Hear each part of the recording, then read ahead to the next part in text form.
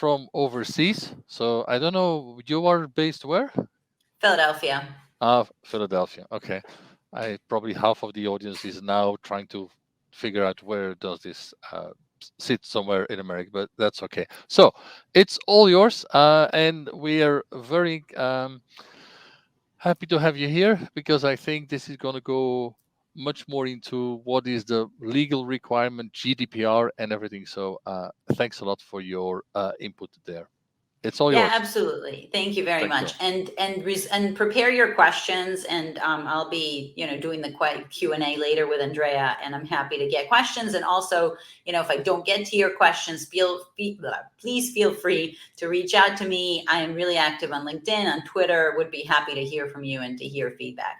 What I want to basically, Andrea kind of explained the issue and the problem. I want to explain the framework, the legal framework of where this issue sits in order, because that sometimes guides, future issues. And actually there's a decision out of Finland from, it's new, from a few days ago, reported that I'm going to talk about that speaks exactly to this issue. So the first thing that I want to explain is that the information that is collected by the vehicle, all of the information that Andrea was showing in the graphics, that information has been determined to be personal data.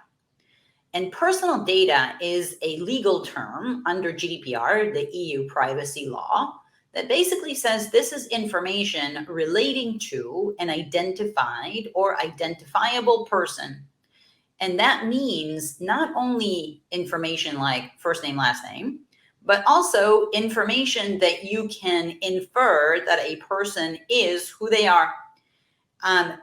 Part of the way that you do that is by connecting a number of resources. So let's talk vehicles, right? Like let's say you have the VIN number, the registration number, right, of the vehicle. And there is a record that connects that. There's a record at the dealership. There is a record at the Department of Motor Vehicles that connects that to a person. And that's why, for example, a VIN number has been recognized as constituting personal data. Same goes for all of the universe of data that is collected in the car through, as Andrea was saying, like the sensors and all of that. Even though this information is mainly, pertaining to the car, it's the European Data Protection Board, which is the key regulator of GDPR, has basically said in guidelines, Andrea posted the link to the guidelines, in guidelines basically says that the data processed inside the vehicle or exchange between the vehicle or performance of the vehicle, environment of driving, telematics, navigation apps, all of that, that information can be personal data because it can relate to a person. So therefore, what does that mean? It means once something is personal data, and basically we understand that, that's not all, but a lot of the information that's collected by the vehicle is personal data of the owner. Maybe not only the owner, maybe also a rider, a passenger, somebody in the back seat. What does that mean? Once something is personal data, it is subject to the jurisdiction of GDPR, and all of the GDPR rules apply. What does that mean? So Andrea previewed a little bit of what this means, but I want to give a little bigger overview. What does that mean? It means, number one, right, that you need to know, you have the right, this is fundamental rights, fundamental right to privacy. You have the right to know what is going on with your data in the car, which means that you need to provide a privacy disclosure of what is going on in the car. So if you're collecting information with respect to the customers, if for rental companies, or if you're tracking, or if there is a camera for driver's assistance, or if you're tracking GPS for a variety of reasons, or for rescue, or for theft protection, whatever you are collecting about your customers, you need to tell them about it. And you need to tell them about it in a way that they understand. And all of you that, keep seeing privacy policies pop up and clicking, stop, go away, I want to do my thing, know that this is very difficult to do in a way that actually means anything to anybody. And that's kind of on us, the privacy, attorneys that are helping you guys, but also on you. And that is a very difficult solution, to a very difficult thing to solve, but it is increasingly becoming more enforced, and the regulators are looking at it. Actually, over here in the US, we have a new law in California. It actually mentions the privacy notice in the car, specifically in the law. So the regulators are really looking at it.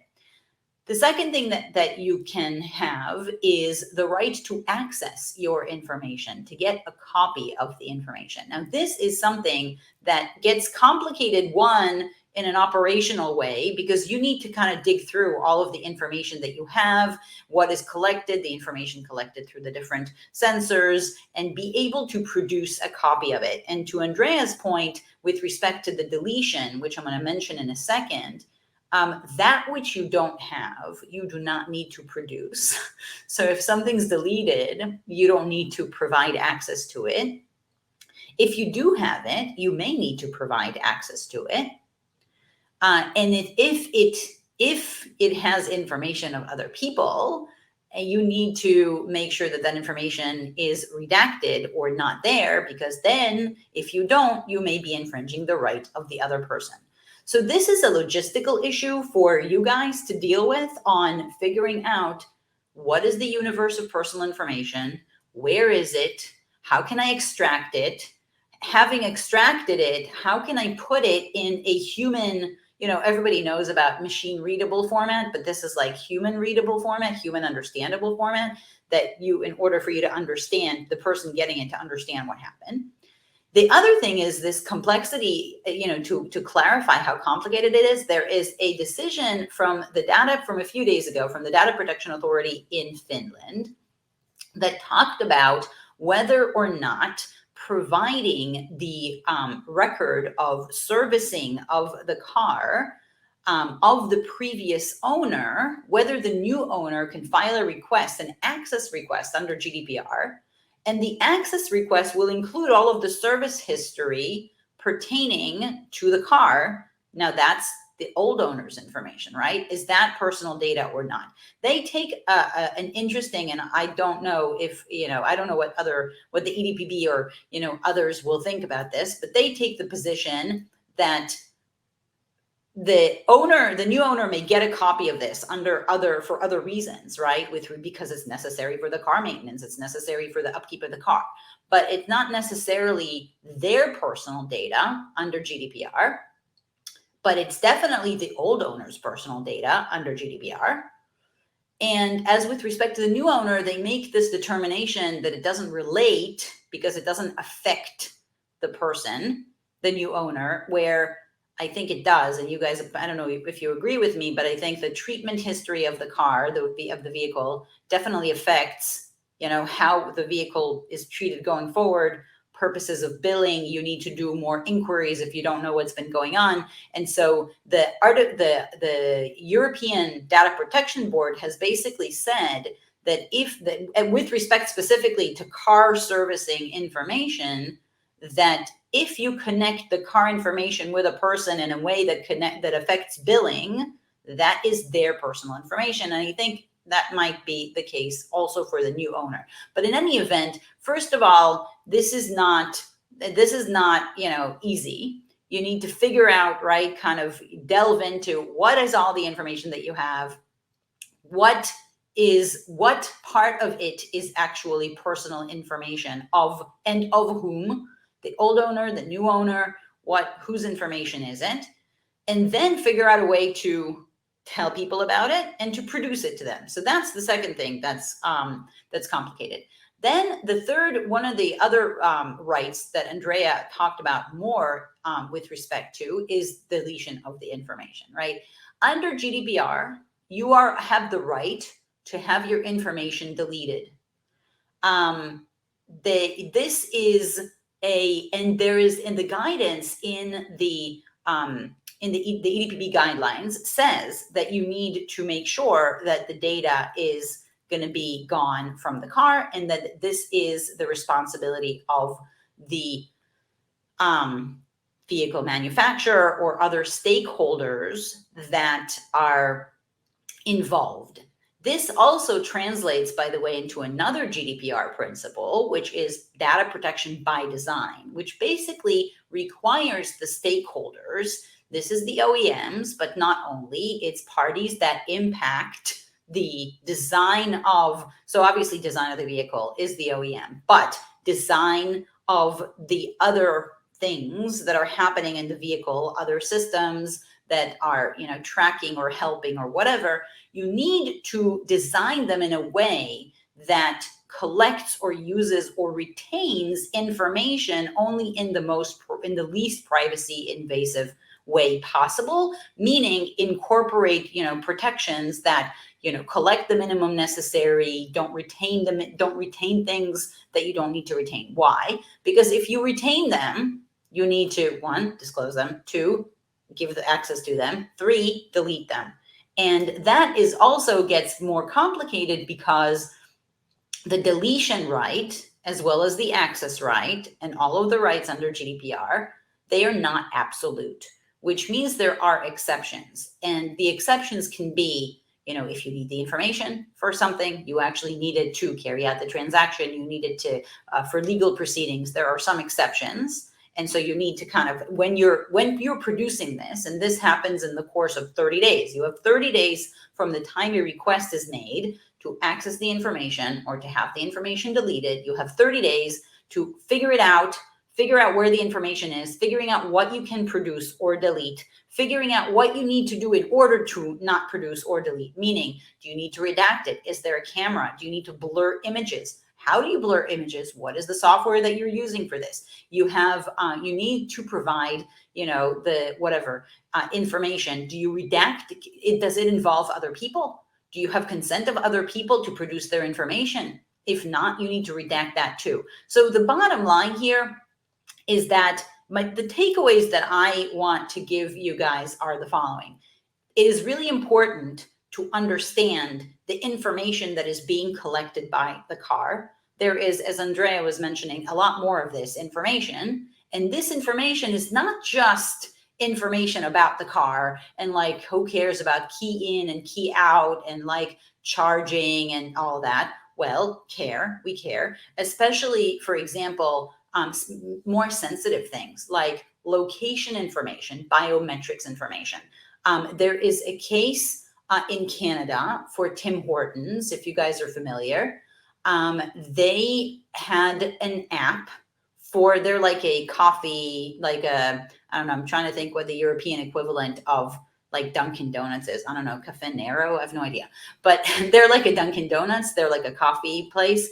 And they had an app, and the app collected precise geolocation data of people, and it was collecting it at all times, even though they said they weren't.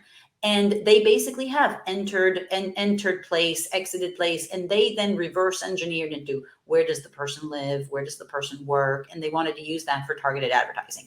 Geolocation, obviously, collected all the time by the car. Precise geolocation is super sensitive under all of the laws, both in the US, Canada, definitely in Europe. So that's very sensitive information. If it gets compromised, that is a data breach problem. If you need to produce it, also problematic. So think about that, as well as biometrics. If there's biometrics because you have cameras in order to, for insurance purposes, et cetera, you also have to be mindful of that. So 1, there is a lot of data. Data means that it's under GDPR. Under GDPR means you need to understand exactly what's going on because and where you're getting it and why you're using it, because you need to tell people about it, and you need to tell people about it in a way that they understand and can make decisions. You need to give them a copy of things. So you need to know where they are, how to pull it, and how to make it look like something human beings understand, as well as what not to disclose and what are the exceptions. You need to be able to delete it and delete it properly and delete the right things. And the other thing is that you want to the extent possible, right, give people choices about this and have like, you know, options that people can control. Andrea was saying, you know, the onus of this should not be on the individual, which it shouldn't. And this is why GDPR has privacy by design, why GDPR only allows anybody to collect information which is fair and lawful, meaning you have a good reason to collect it, and you're only collecting as much as necessary for what you need and not more, right? Like the Tim Hortons thing, right? They really needed information just when you're using the app so you can figure out which store is you're at or whatever, not at all times. And so that's really the bottom line, is that it's the bottom line is it's kind of complicated, but important because regulators are looking at it. And so it's a good idea to be aware of it, get good lawyers that will help you with it, and not get in trouble, because trouble is coming.